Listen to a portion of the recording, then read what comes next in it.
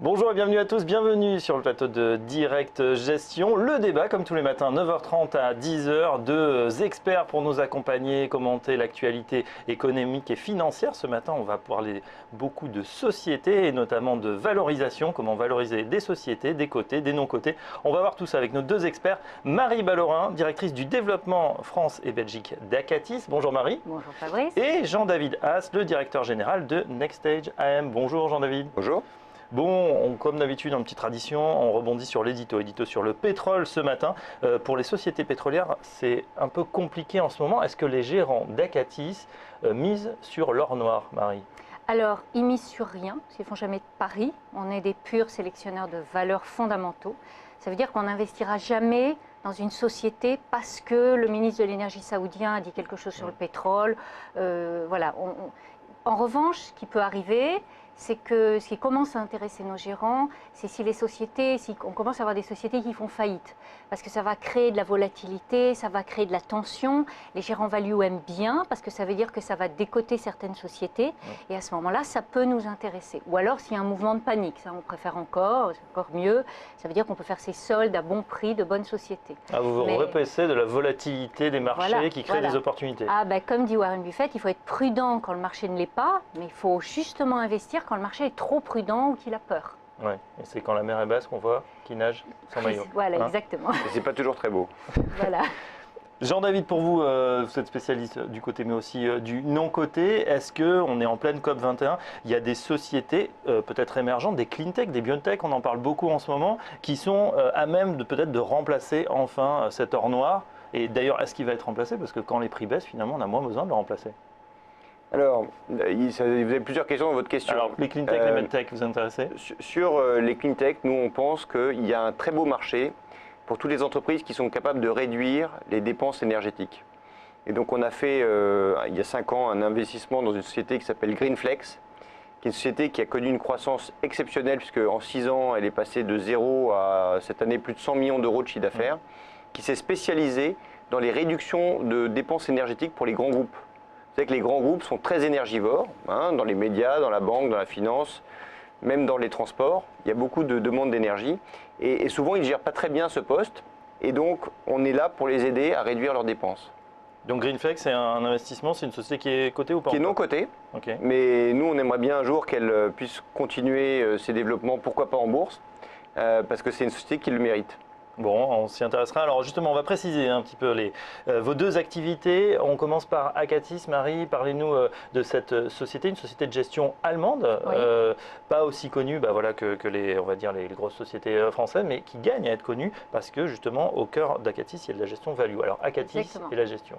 Alors Acatis, c'est une gestion allemande indépendante, créée il y a un peu plus de 20 ans. On est ce qu'on appelle une boutique dans le monde de la gestion, parce qu'on gère un peu plus de 3 milliards et on connaît une forte expansion, puisqu'on a doublé de taille en un peu plus de 2 ans.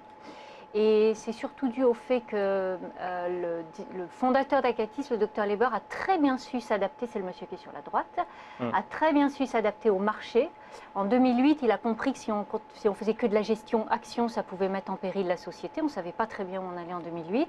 Puis il est allé chercher des savoir-faire dans le marché de gérants différents, et notamment un fonds flexible qui s'appelle Acatis Gain Value Even, qui fait maintenant 1,150 milliard. Il va avoir 7 ans le fonds, donc c'est une remarquable réussite. Un fonds value obligataire, on fait aussi de la value dans l'obligataire, on peut trouver des obligations des côtés. Et justement, en 2008, il faisait combien ce fonds pour mesurer un peu l'approbation ou quand vous avez rejoint la société? Alors, les deux fonds ont été créés en décembre 2008. Donc on peut vous dire par exemple le fonds flexible en 2011. La gestion d'Acatis, c'est une gestion qui résiste très bien à la baisse. En 2011, beaucoup de nos fonds ont très très bien résisté. On a un fonds d'action allemande qui a fait -8. Notre fonds flexible est resté positif à +2. Et ça s'est de nouveau illustré cet été, au mois d'août.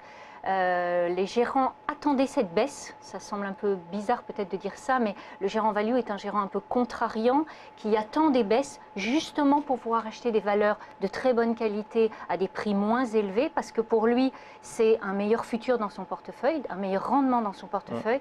Par exemple, le fonds flexible a investi 8% de son cash au mois d'août. Le fonds allemand Le jour de la baisse.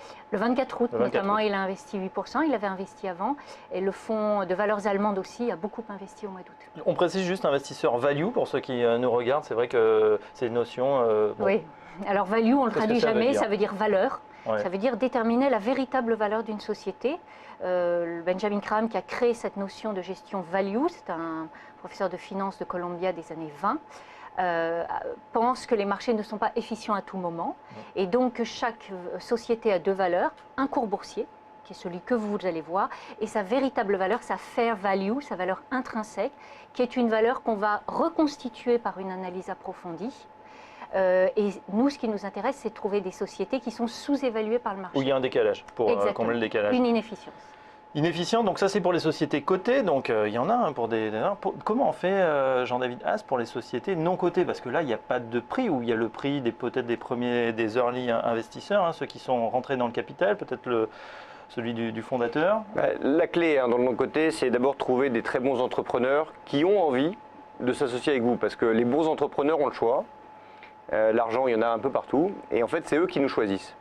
Donc pourquoi ils nous choisissent? Ils nous choisissent parce qu'ils sont persuadés qu'on va leur apporter de la valeur dans leur développement. Et nous, on leur apporte de la valeur sur 3 sujets.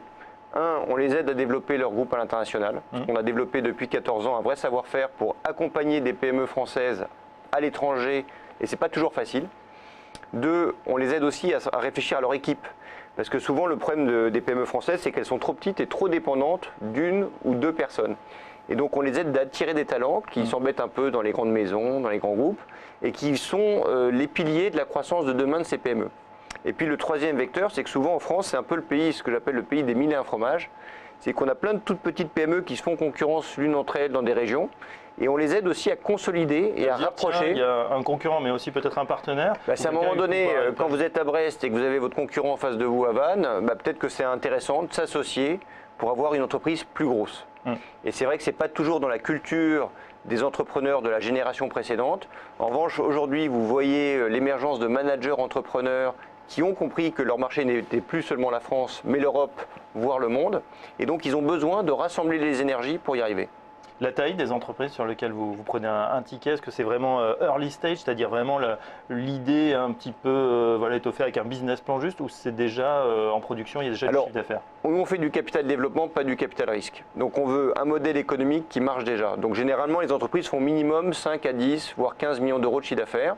Et nous, on va être bon pour les accompagner jusqu'à 100, 200, 300 millions d'euros de chiffre d'affaires. Donc on est dans cette phase-là d'intervention. Et à 300 millions? Alors à 300 millions, il y en a quelques-unes qui décident de se coter en bourse, même avant. Par exemple, ça fait 10 ans qu'on accompagne une très belle PME qui s'appelle Harvest, qui a commencé, qui faisait 7 millions, qui en fait plus de 30 maintenant et qui est cotée en bourse, spécialisée dans les logiciels de gestion financiers. On était là en pré-IPO, juste avant l'introduction. Il y en a qui préfèrent nous racheter, notre plus belle sortie. Ça, c'est une grande fierté. C'est mon associé qui avait à l'époque réalisé cette opération. A été réalisé par un entrepreneur qui a décidé de nous racheter ses parts pour continuer l'aventure seul. Donc, il était très content de nos services. C'est quoi qu'on la connaît? C'est une société spécialisée dans les relais hermétiques. Ça, c'est un métier de niche dans l'aéronautique, mais qui est très important parce que si les relais ne fonctionnent pas, l'avion a tendance à malheureusement arrêter de voler. Donc, c'est des métiers assez critiques dans cette industrie. La société s'appelle First STPI. Donc, c'est une très belle société qu'on continue d'ailleurs à suivre, à accompagner et qu'on veut continuer à accompagner. Et puis, la troisième sortie, c'est souvent les acheteurs industriels étrangers. Il faut vous rendre compte qu'en France, on n'a que 2500 ETI. En Allemagne, il y en a plus de 10 000. En Angleterre, en Italie, il y en a plus de 8 000. Donc, on a une carence en ETI. Donc, quand vous êtes capable de transformer une PME en ETI, vous intéressez énormément les acheteurs étrangers qui sont souvent prêts, comme elles sont rares, elles sont chères, qui sont souvent prêts à casser la tirelire pour les racheter. Alors justement, je me tourne vers vous, Marie, puisque vous avez quand même un pied en Allemagne, vous y allez souvent, puisque la société de gestion Acatis est en Allemagne. Et là, on a, par rapport à la France, un tissu économique qui est assez différent. On n'a pas cet émiettement de sociétés toutes petites et qui cherchent des financements. Et puis après, il y a les gros, les patrons du CAC, enfin les grosses sociétés. Il y a ce qu'on appelle le Mittelstand, c'est-à-dire ce grand vivier de grosse PME. Oui, c'est vraiment un marché extrêmement profond, le Mittelstand. Alors Mittelstand, ça veut dire moyen, classe moyenne, donc ça ne veut rien dire, c'est les sociétés moyennes en Allemagne. Pour vous donner une idée de la profondeur du marché allemand, le DAX, c'est-à-dire les 30 plus grandes capitalisations allemandes, représentent 3,5% de la capitalisation allemande. Après, vous avez le CDAX, 50 sociétés, et après, vous avez le reste du marché, plus de 800 sociétés.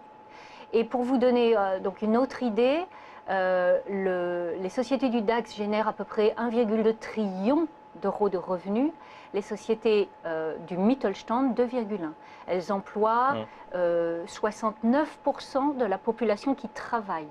4 apprentis sur 5 travaillent dans une PME allemande. Elles sont cotées en général alors, ou pas cotées? Pas toutes. C'est beaucoup de sociétés familiales. Beaucoup sont non cotées. Certaines ne font coter qu'un flottant.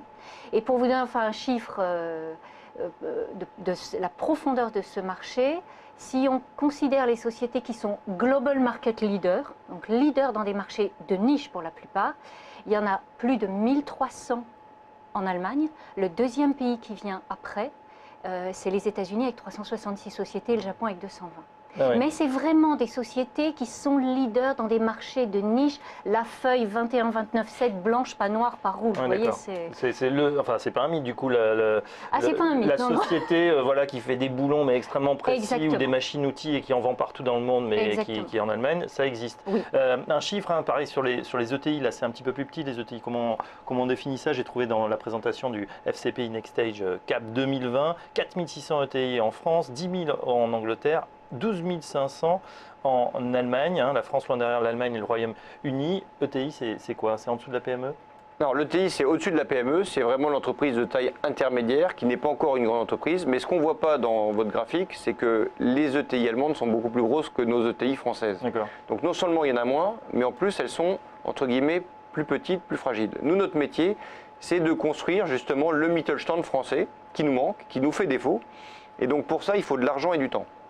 Et une des clés du succès, je dirais, de nos confrères allemands, parce qu'il faut aussi regarder ce que font nos confrères, essayer de s'en inspirer, même si ce n'est pas toujours réplicable culturellement dans notre pays, c'est justement d'avoir su mettre du temps, de l'argent à disposition de ces groupes, de les garder dans des situations familiales, ce qu'on a beaucoup de mal à faire en France, souvent aussi pour des raisons fiscales, parce que la transmission en France fiscale est souvent compliquée. C'est-à-dire qu'à l'occasion, on va un petit peu plus loin, à l'occasion de la transmission, souvent on est tellement taxé qu'on perd sa société. Oui, les sociétés allemandes sont construites pour être transmises. Transmises, on ne parle pas de salariés, on parle de collaborateurs, il y a de la cogestion, donc c'est vraiment tout un ensemble culturel, effectivement. Alors qu'en France, c'est moins d'1 sur 10 qui reste dans un environnement familial. Et le reste, c'est racheté par des grands groupes, racheté par des groupes à l'étranger, racheté par le management, qui peut de temps en temps racheté par des fonds d'investissement.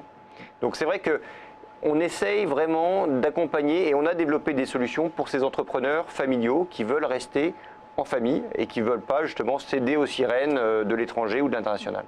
Oui, c'est pour ça aussi que nous, on aime ce genre de société dans le cadre de la gestion value, parce que le fait que ce soit détenu par une famille ou par un CIO qui est là depuis très longtemps, ça crée une stabilité. Ça veut dire que les intérêts du fondateur sont les mêmes intérêts que ceux de l'investisseur. Donc ça crée une stabilité dans le temps, ça crée un côté conservateur qu'on aime beaucoup. Ouais, et évidemment une stabilité et puis aussi une vision, hein, souvent, qui ne va pas changer en fonction des marchés, en fonction peut-être d'un environnement macroéconomique un petit peu différent. On en parle dans un instant, on va faire une courte pause et on va parler bien sûr de ces sociétés dans le détail avec quelques exemples en Allemagne, en France. Ce sera dans un instant la suite du débat sur Direct Gestion. À tout de suite.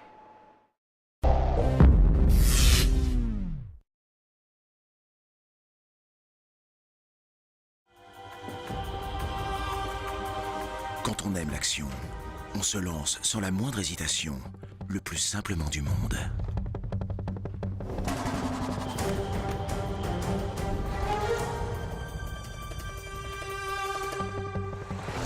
On aime que ça avance.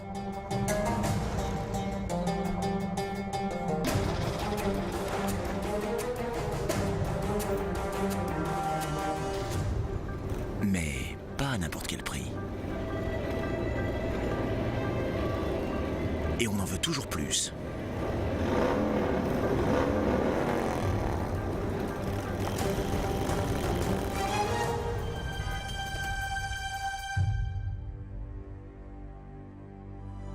Sur Bing.fr, la bourse en ligne, c'est simple, moins cher, performant et spécialement conçu pour les investisseurs actifs. Bing.fr, vous allez aimer l'action.